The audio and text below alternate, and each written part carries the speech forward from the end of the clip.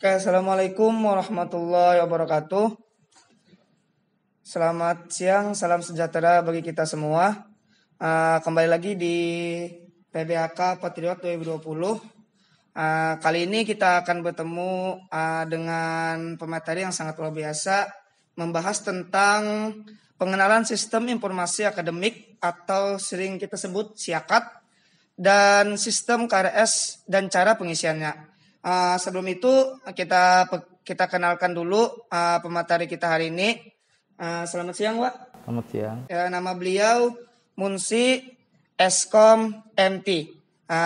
Beliau lahir di Banjarmasin tanggal 21 April 1922.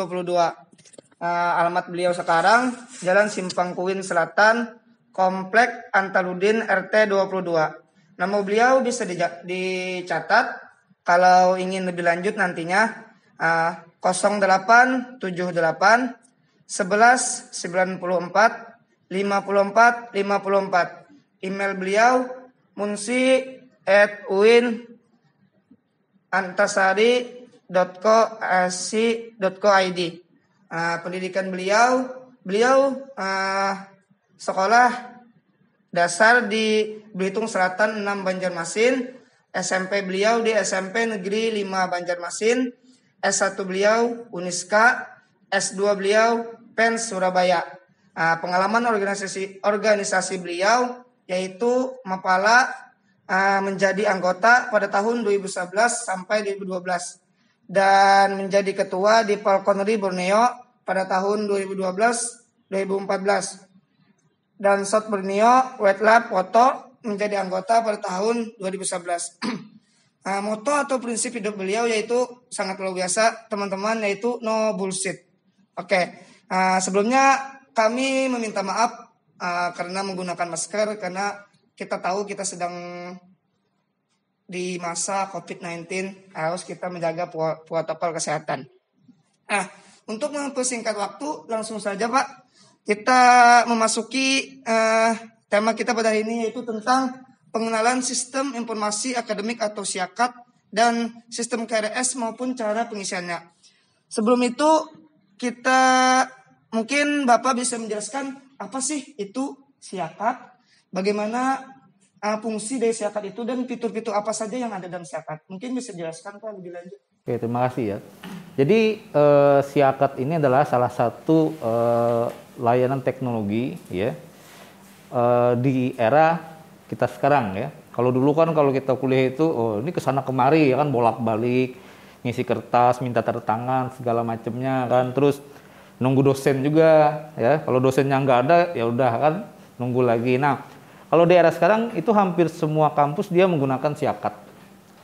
Jadi kenapa menggunakan SIAKAD? Yang pertama adalah untuk menghilangkan budaya seperti tadi. Jadi mempermudah mahasiswa juga ketika dia mau misalkan melakukan hal yang seperti biasa kalian lakukan kan, tiap semester ada registrasi kuliah ya kan. Nggak perlu lagi harus kesana kemari ya kan, minta dokumen segala macam, nyari dosen. Kalian tinggal mencari sebuah alamat dari SIAKAD tersebut, kemudian kalian bisa login dengan akun kalian ya, sebagai mahasiswa, kemudian kalian bisa melakukan registrasi kuliah. Itu lebih mudah kan. Kalian pun tidak perlu datang ke kampus. Jadi bisa aja langsung di rumah, misalkan dimanapun bisa ya. Tinggal kalian akses, kalian buka, kalian lakukan registrasi, kemudian kalian kirim. Dosen pun tidak perlu lagi misalkan mencari mahasiswanya, dia tinggal buka si SIAKAD-nya, dia bisa langsung akses KRS. Jadi itu salah satu fungsi dari SIAKAD tadi ya. Kemudian juga banyak hal selama perkuliahan ya kan, KRS-an, kemudian KHS, kemudian kayak bisa mencek nilai segala macam ya, semua bisa ada di sana ya. Jadi banyak sekali fitur-fiturnya di sana. Kemudian kita di UIN Antasari juga memiliki SIAKAD. Mungkin sudah pernah menggunakan kan SIAKAD-nya kan. Gimana perasaannya menggunakan SIAKAD yang ada? Lumayan terbantu gitu Pak. Terbantu. Dari apa dulu terbantunya nih? Terbantu banget Pak. Jadi nggak perlu kan sana kemarin cari dosen ya kan, udah tinggal di rumah ya kan, tinggal tidur aja udah selesai nanti. Nah, dari SIAKAD kita di UIN Antasari itu dia ada fitur juga, salah satunya adalah ACC KRS. Apa itu KRS? KRS itu pasti hal yang dilakukan mahasiswa tiap semester pasti ya. Udah mungkin nggak, kalau udah melakukan KRS nggak bisa kuliah. Ya kan, kalian registrasi, pilih ya kan, wah ini mata kuliahnya. Kemudian tinggal ajukan saja, nanti dosen ACC. Ya. Jadi kalian tidak perlu lagi kesana kemari jadi dosen atau menghubungi dosennya ya. Kalau kalian pun nanti akan langsung tahu sudah di ACC oleh dosen ya kan. Nah itu salah satu fungsinya. Berarti fungsi Siakat ini sangat membantu apalagi pada masa COVID-19 ini Pak. Benar, membantu sekali. Ya. Kalau fitur-fiturnya Pak, ada apa aja gitu di dalam Siakat ini Pak? Oke, fiturnya itu banyak ya. Yang jelas itu fitur di Siakat itu adalah fitur yang banyak membantu kalian untuk berkuliah selama kalian berada di UIN Antasari. Pertama kan yang tadi seperti yang saya jelaskan ya, kalian kan akan melakukan yang namanya registrasi. KRS-an kan. Nah, KRS ini nanti akan muncul apabila memang sudah waktunya kalian masa KRS-an, kan ada biasanya masa KRS ya, berapa minggu, 1 atau 2 minggu ya kan. Nah, nanti akan muncul mata kuliah yang akan ditawarkan kepada kalian. Kemudian kalian bisa mengambil mata kuliah tersebut, kemudian bisa melakukan registrasi. Itu salah satu fiturnya. Kemudian juga ada KHS ya. KHS pasti udah tahu semua ya. KHS itu kan kartu hasil studi ya. Kartu hasil studi setelah kalian selesai menjalankan kuliah kurang lebih selama 1 semester ya. Pasti akan muncul KHS. Kalau dulu kan KHS pengen tahu harus datang ke kampus ya kan. Bayangkan kalau rumah jadi Amerika kayak mana. Tiketnya mahal ya kan. Nah, jadi dengan Siakat tadi kalian bisa buka di mana saja, kapan saja, nilai saya sudah keluar gitu ya. Udah bisa kalian cek, nilai saya sekian ya. IP saya sekian. IP mungkin udah tahu ya, IP itu adalah indeks prestasi ya. Jadi akan bisa kalian cek nilainya. IP saya misalkan 2, wah berarti ini kuliahnya nggak beres ya kalau 2 ya. Ban IP-nya berapa semester kemarin? Di atas 3 lah Pak. Alhamdulillah ya. Nah, jadi kalau kuliah itu usahakan IP di atas 3 ya. Ya minimal 3,01 ya, jangan mentok 3,00 ya, jangan ya. Ya, tadi kan Bapak berbicara tentang KRS. Nah, bagaimana cara pengisian KRS tersebut Pak? Dan apa-apa yang perlu kita perhatikan sebagai mahasiswa dalam pengisian KRS Pak? Oke, nanti ketika kalian sudah menjadi bagian dari keluarga UIN Antasari ya, terutama keluarga di Fakultas Dakwah, ya semoga bergabung ya biar kita bisa saling ketemu nanti. Kalian nanti akan punya akun untuk bisa mengakses ke dalam Siakat tersebut ya. Nanti bisa kalian gunakan akun tersebut. Kemudian nanti ada di sana menu registrasi. Nah, registrasi ya, di situ ada namanya KRS. Jadi KRS itu nanti ketika kalian pilih dia akan muncul banyak sekali ya mata kuliahnya. Nanti disesuaikan dengan kelas kalian.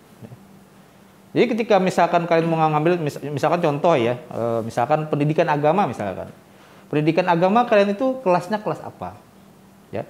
Jangan ngikut kelas lain, nanti takutnya penuh ya. Nanti kasihan kelas yang lain kepenuhan, nanti dia gabung ke kelas lain.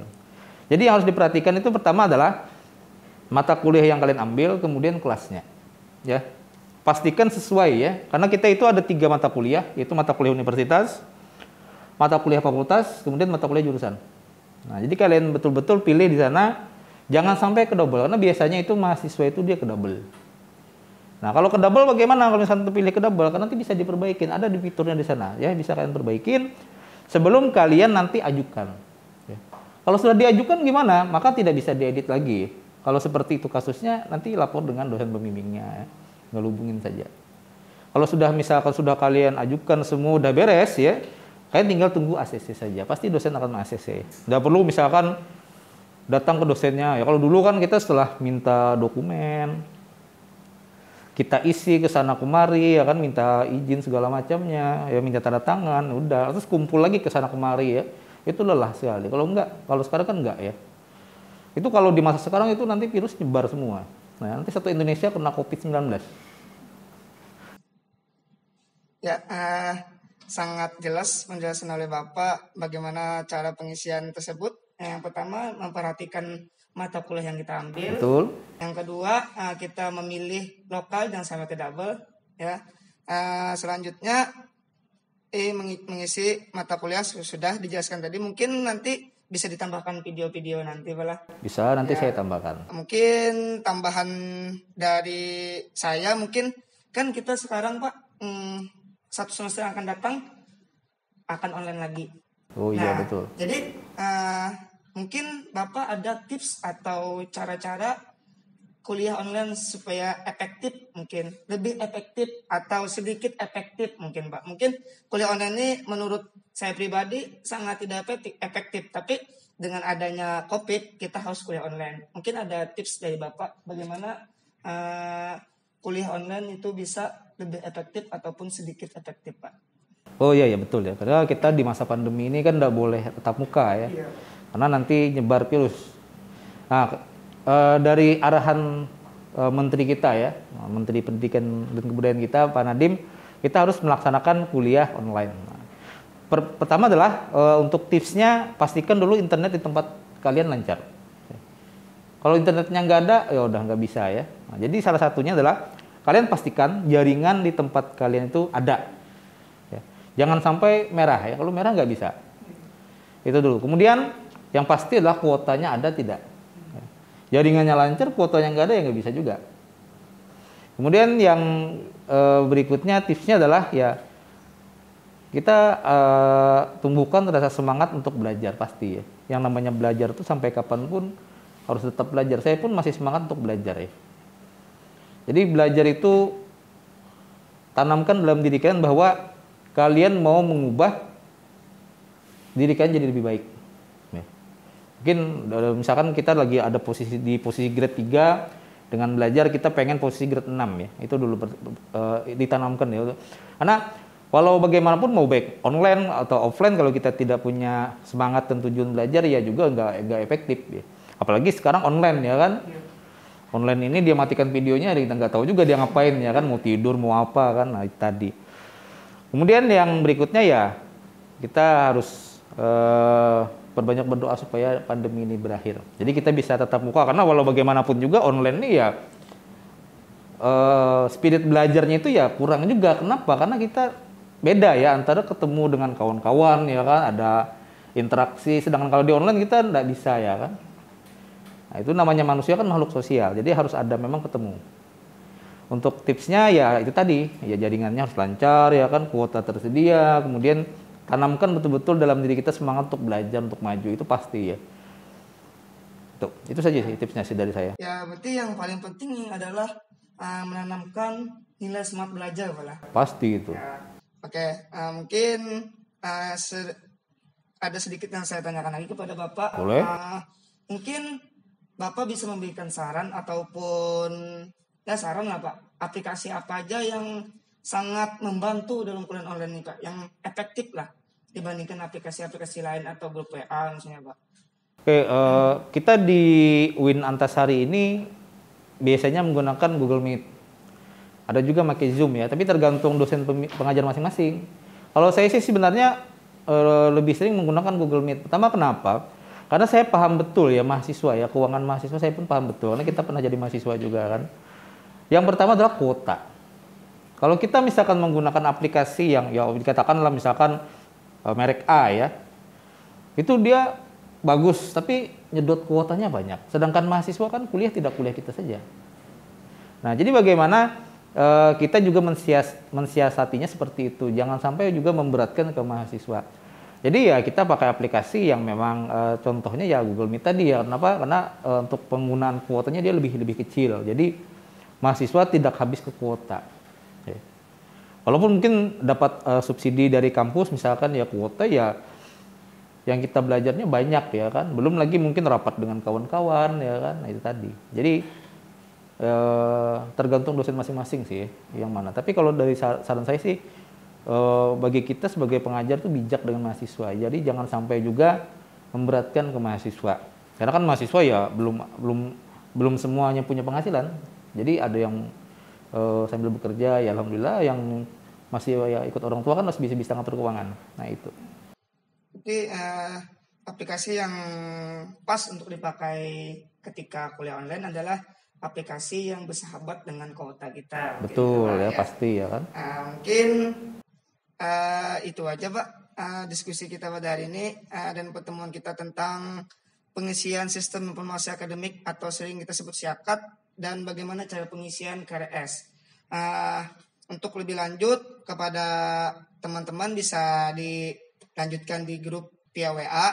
Nanti di situ kami persilakan kepada kawan-kawan untuk menanyakan apa aja hal-hal yang perlu ditanyakan. Apakah itu tentang KHS, KRS, cara pengisiannya, apa itu syakat. Mungkin nanti bisa ditanyakan kepada kita di grup WA. Nah, mungkin Bapak nanti bisa dibuatkan videonya, Pak. Saat saya buatkan. Apa itu fitur-fitur yang ada di Syakat, bagaimana cara pengisiannya, mungkin bisa dibuatkan Pak lah. Nanti saya buatkan. Bisa kami kirim langsung ke grup WA. Nah, mungkin itu aja Pak dari kami. Mungkin saya selaku pemantik lah, memohon maaf apabila ada salah kata kepada Bapak, Bapak. Ataupun pelayanan kami kurang nyaman lah. Ya, santuy aja ya. Gini Pak ya. Dan harapan saya semoga kita COVID-19 segera berakhir supaya kita bisa bertatap muka. Amin ya Pak. Amin. Ya, mungkin itu aja teman-teman. Assalamualaikum warahmatullahi wabarakatuh. Waalaikumsalam warahmatullahi wabarakatuh.